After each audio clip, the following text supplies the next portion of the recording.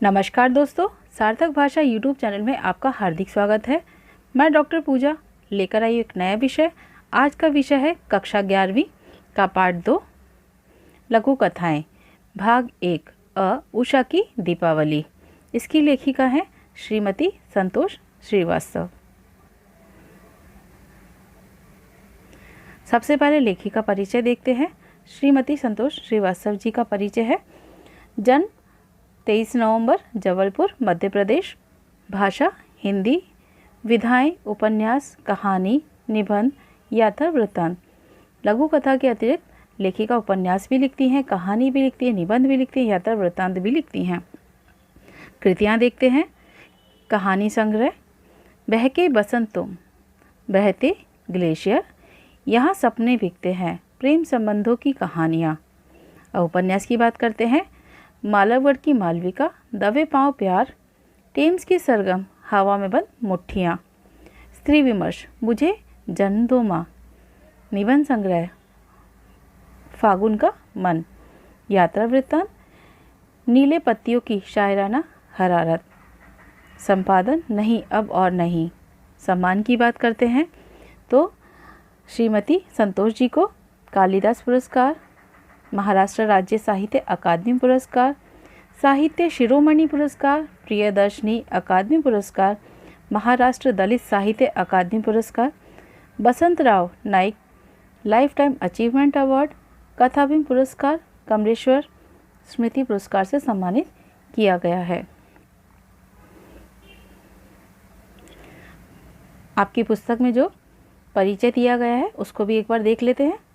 लेखक परिचय संतोष श्रीवास्तव जी का जन्म 23 नवंबर 1952 को मंडला, मध्य प्रदेश में हुआ। आपने एमए इतिहास और हिंदी 2 विषयों में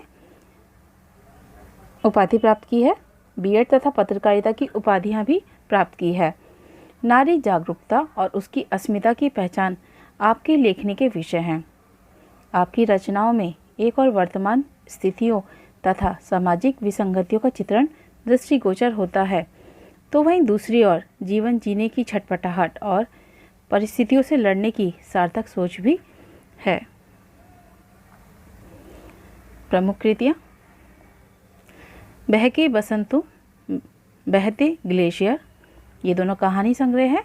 दबे पाँव प्यार, टेम्स की सरगम, ख्वाबों के पैरहन उपन्यास है। फागुन का मन ललित निबंध है। नीली पत्तियों की शायराना हरारत, यात्रा संस्मरण आदि। अब पाठ को समझने से पहले उसकी विधा को समझना जरूरी है, तो विधा पे दृष्टि डालते हैं। लघु कथा हिंदी साहित्य में प्रचलित विधा है। यह गद्य की ऐसी विधा है जो आकार में लघु है पर कथा के तत्वों से परिपूर्ण है। कम शब्दों में जीवन की संवेदना, पीड़ा, आनंद को सघनता तथा गहराई से प्रस्तुत करने की क्षमता इसमें होती है। किसी परिस्थिति या घटना को लेखक अपनी कल्पना का पुट देकर रचता है। हिंदी साहित्य में डॉक्टर कमल किशोर गोयनका, डॉक्टर सतीश दुबे, संतोष सुपेकर और कमल चोपड़ा आदि प्रमुख कथाकार हैं, लघु कथाकार हैं। अब पाठ परिचय की बात करते हैं।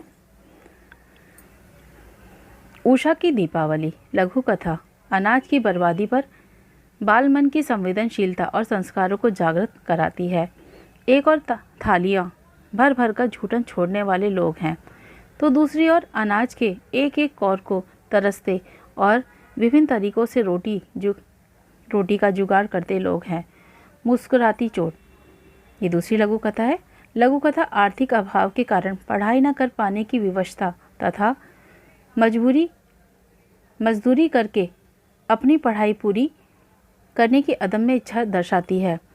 यह बाल मजदूरी जैसी समस्या को इंगित करते हुए हौसला देती है, आशावाद को बढ़ाती है। सकारात्मक और संवेदनशील लघु कथा है। उषा की दीपावली।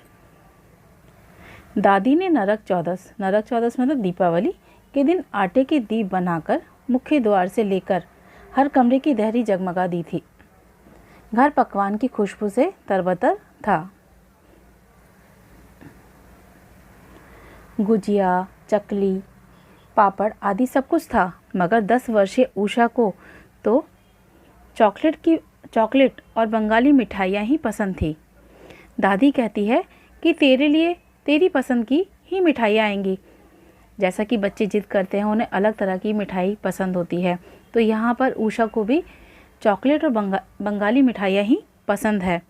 तो अपनी दादी से जिद करती कि आपने जो मिठाइयाँ बनाई हैं वो मुझे पसंद नहीं है। तो दादी उसे समझाते हुए कहती है कि तेरे लिए तेरी पसंद की मिठाइयाँ ही आएंगी। यह सब तो पड़ोसियों, नाते रिश्तेदारों, घर आए मेहमानों के लिए ही है। आटे की दीपक कंपाउंड के मुंडेर पर जलकर सुबह तक बुझ गए थे।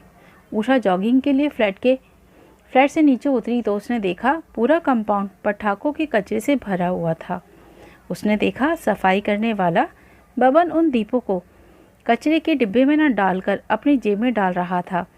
हर दिन की तरह आज भी उषा कंपाउंड में खेलने के लिए आई या जॉगिंग के लिए आई तो वो क्या देखती है कि उनकी कंपाउंड में झाड़ू लगाने वाला बबन आज आटे की दिए को उठा कर अपनी पॉकेट में रख रहा है।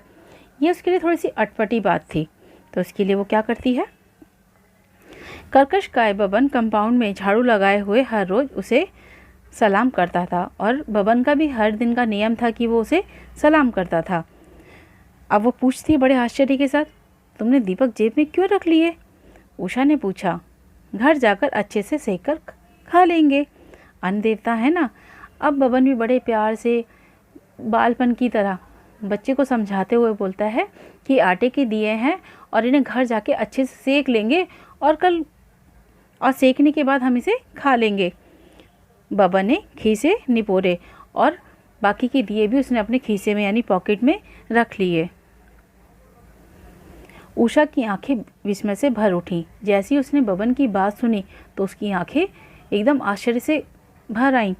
तमाम दावतों में भरी प्लेटों से जरा सा ठूंगने वाले मेहमान और कचरे के डिब्बे के हवाले प्लेटों का अंबार उसकी आंखों में सैलाब बनकर उमड़ आया। अब उसे याद आया कि जब वो किसी पार्टी में या किसी फंक्शन में जाती है तो वहाँ देखती है कि लोग भर भर के प्लेट ले लेते हैं और एक दो और खाते हैं, उसके बाद भरी थाली ऐसी छोड़ देते हैं।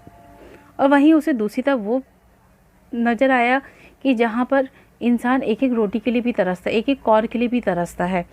तो एक अजीब सा सैलाब उसकी आंखों में उमड़ आया था।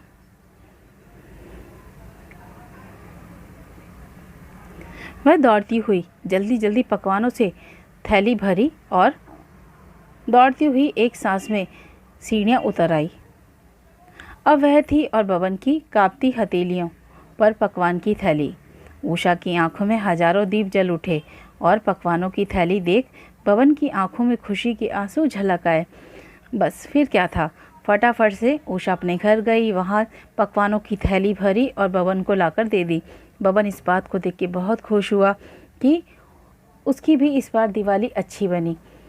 ये थी उषा की दीपावली। उसको सचमुच में समझ में आया कि क्या सही है क्या गलत है, कि अन्न देवता जिसे बहुत मूल्य देना चाहिए, या जहाँ एक तरफ वो अपनी दादी को बोल रही थी कि नहीं नहीं मुझे मिठाइयाँ पसंद नहीं है, लेकिन जब उसने बबन की स्थिति को देखा तो तब समझ में आया।